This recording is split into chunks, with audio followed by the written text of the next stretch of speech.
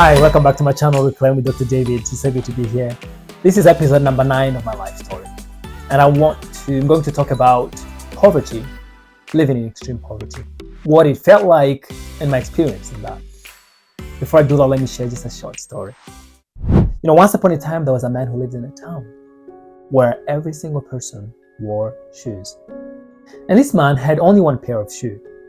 He didn't like them. He didn't like this pair, and he complained about it every single day. Kept mourning, complaining, I really can't stand my shoes. I want another pair of shoes. I don't like this type of shoes.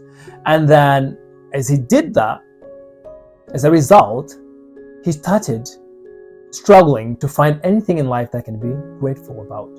So he was very angry and he started walking down the street. As he walked down the street, he saw another man who did not have shoes. He was walking with bare feet. And I said, wait a minute, I've never seen a man walk without shoes on the street. He approached the guy and said, why do you walk on the street without shoes on? And the guy said, so he replied and said, I'm sorry, I can't afford any kind of pair of shoes. So I have to walk with bare feet. I said, oh, okay. Since that day, this man was grateful for his shoes. And as he became grateful about his shoes, he started seeing more and more things in his life that he could be grateful for.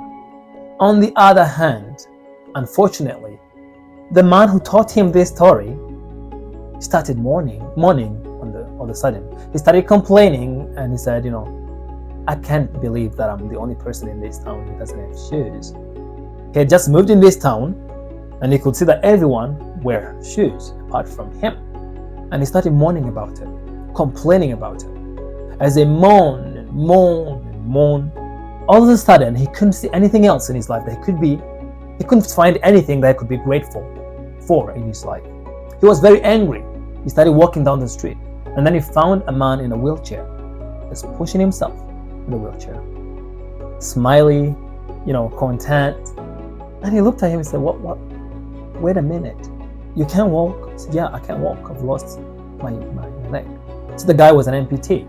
And then he said, okay, so you can't walk? Yeah, I can't walk, obviously. I don't have legs, I don't have feet. Since that day, the man who didn't have shoes was grateful that he had feet that would enable him to walk. Now back to my story. As growing up as a refugee boy, we struggled a lot. We depended on other people to eat, for clothing, for a place to sleep for a long time. My dad tried to find jobs everywhere. My mother the same, any kind of job. When we were in DRC Congo, when we were in Tanzania, and when we came back to Burundi because the war was still going on, they couldn't find something decent that would help them to provide for their family. At this point, we were 6 children.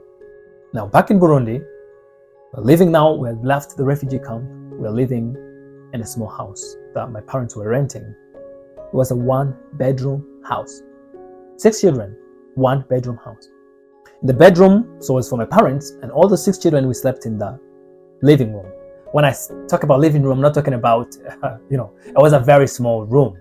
A very small room, maybe 2 to 3 meters on each side. A very small room. There we had everything, the household tools that you need for cooking, for everything, was in the same room with us. After that, we moved in another small house. Again, 1-bedroom house. This house, the floor was mud. There was no any concrete on the floor. And we slept on a mat that was made of grass. It wasn't plastic, it was made of grass. As you know, when the mud starts becoming more humid, the mud starts sticking on the floor, on the ground. But every morning we'd have to roll the mat and put it in the corner and get ready for school. But as we did this, you will see the mat falling apart. And I remember one point we couldn't even afford a mat that we can sleep on as children. It was tough. So once it's starting to decompose and falling apart, it starts creating different kind of bugs. So all these bugs that like moist, they like, decomposing things. So as we sleep, we'll be bitten by all sorts of bugs. And you wake up in the morning covered with blood. I'm not going to go through all the names of the bugs, but it was really bad. So you go to sleep, you have been beaten all night. In the morning, we try to sweep the room and try to make sure that everything is okay. And then a couple of days later, more bats. I'm not talking about mosquitoes, other kind of bats. Yeah, so it was very tough. Now we also would have a mosquito net to protect us from, there's a lot of malaria and things back in the country, in Burundi. So we would go to sleep, and sometimes one side of the mosquito net would come up and the mosquitoes would come in and they start singing, it can be very annoying. The mosquito will be singing and sucking all your blood and biting you and singing the whole night. In the morning, I'll get ready, go to school. Now, here is the reason why I talked about the story. When I studied high school, I went to study in a more affluent area because I had done well with my national tests that we do in my country when we finish at the end of primary school. We do a national test. I done pretty well. I got a good score, so it gave me a place in one of the more affluent area. So when I went there, my mother prepared me. I remember she was saying, you need to know how to, to conduct yourself. These people are like this or like that. A lot of things. There were also division in my country. There was so much going on. And most of the kids that I was studying with, they were from rich families. And remember, I'm coming from a one-bedroom house. I'm sleeping on the floor. I'm being beaten by bugs in the morning. It's very difficult to get breakfast before you go to school. And I'm going to study with people who maybe are dropped off by car. It was a different area. I mean, my country was torn apart by the war, poverty, extreme poverty, but there was still, a high class, people who still had, means, So, and I was there, it was a bit difficult, but I tried to maintain myself, One thing that helped me was faith in God. When we believe in God, we know that we are not ordinary people. We are children of God. And despite of what could be happening around us, poverty, lack, these cannot change who we are. We are still children of God.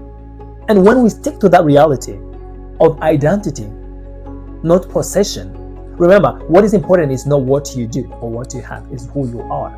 That's where everything starts. If there is healing, if there is victory, it always starts not with what you have, or what you do. It always starts with who you are. So it's important. It was important for me to come back to the basics of who I am. And my parents reminded me of the promises of God. They always said, God will make things right at the right time. Remember, you are a child of God. So when I went there, despite that I was a bit, from a very, very poor family, I maintained myself. I remember I used to iron my uniform every single Saturday. I would wash them nicely, iron them. So when I go to school, I look like, a well-kept child, And I had only one pair of uniforms. So it was quite challenging. I remember then it started to worn out, holes at the bottom of my trousers. I was in high school, so I was wearing trousers at this point. And it was quite difficult. But even if there were holes, I would try and iron my clothes nicely. So when I walk at school, I would be seen as a child of God, So it is very important. So I know that one thing that helped me to go through it was the identity that I have in Christ, the identity that I have in God of who I am. Now I studied high school. It was quite good. I enjoyed my time there. But then I started being bullied because they could tell, they knew where I was from. They knew that I was from, because now we had gone back to Kamenge, and Kamenge didn't have a good reputation. And it was known as poor area. And it was very difficult when they would bring these topics up and say that, even if you are Burundian, you are not really a Burundian, you are a low-class citizen, you are this, you are that. And that used to irritate me a lot. And I remember one day I was involved in a fight. I was one of the kind kids, that's not just my words, my friends, my teachers, they would testify on this. I was a really good kid. I loved music, I loved entertaining people, but also I was not a naughty child. But then one day, this boy kept going on and on and on and telling me that I'm nothing, that I'm, low-class citizen, insulting me in so many ways. So then it was the middle of the class, and I remember starting fighting with him, and things went really on the other direction. But in the end, everyone was speaking for me. They were saying, he's the one who has been, aggressive and he's been insulting him and provoking him. They said David has never been like this. We've never seen him involved in fights. But I fought with this guy, and then since then I earned my respect. I'm not advocating for fighting, but I think at one point you have to stand up for yourself. You have to stand up for yourself. And that's what I did in high school. So I enjoyed my time in high school. It was wonderful. It was good. But coming back to poverty, I remember one point that we struggled with food. My parents worked really hard to provide for the family, but I really wanted some meat. I remember asking my mom, "Can we have meat? Can we have meat?" My mom would keep saying, "We will have some meat soon, next week." Well, and then at one point, I remember that she was quite she had had enough, so she had to think about something. And that's where I respect mothers. I respect mothers. My mom came up with an idea. She went and bought bones, guys, bones, and she cooked the bones, and she made a sauce out of the bones. Made some ugali and some beans, some other vegetables, and she used the sauce of meat and bones inside it, and she brought it for us to eat. I have to say, it was one of my happy days. I mean, I didn't recognize this, but it's just that my mom wanted us to at least taste meat, because meat was very expensive. It's still expensive in the country, or maybe most places in the world. So I remember that, and my mom would make that sauce, and then we'd eat it. Yeah, so we lived. I remember going to school without eating. I remember studying a school year without anything, without enough material, and my parents would buy them gradually. So it was tough, but I learned to be grateful. I learned to be grateful for what I have, to know who I am in God, to know that at the right time, God will make things right. So you might be struggling with poverty and lack. You are lacking something. I just want to encourage you. God has made things right for me. I've done the education. I finished I'm a medical doctor. That's one of the achievements that everyone told me that I could never achieve. I've got a good profession, good job, nice family. I've got a wonderful wife. I've got people around me who are so nice, and I've got a wonderful life. When I look back and look where I am today, there's a big contrast. So it is possible that no matter what you're living through today, that things for you can change. Thank you for tuning in today with Reclaiming Dr. David. I look forward to seeing you in the next episode, where I'll be talking about another part of my life as a teenager, now transitioning from being a teenager into preparing for university. God bless you. Hey, thank you so much for reaching to the end of this video. We really appreciate your support for this channel and for my story. I'm sharing this story so that more people will be, inspired, and that those who have lost hope, they can reclaim their hope. We will stop the story there, and we'll continue we'll continue the story in the next video, the upcoming video. In the meanwhile, is there anything that you feel in your heart that you'd like to share from the videos that we have done so far, from the story that I have shared so far? Please go ahead and leave us a comment. It is encouraging for me to see that you guys are engaging and commenting and telling me what you think. Secondly, I would like to encourage you, if you are new to this channel, to subscribe.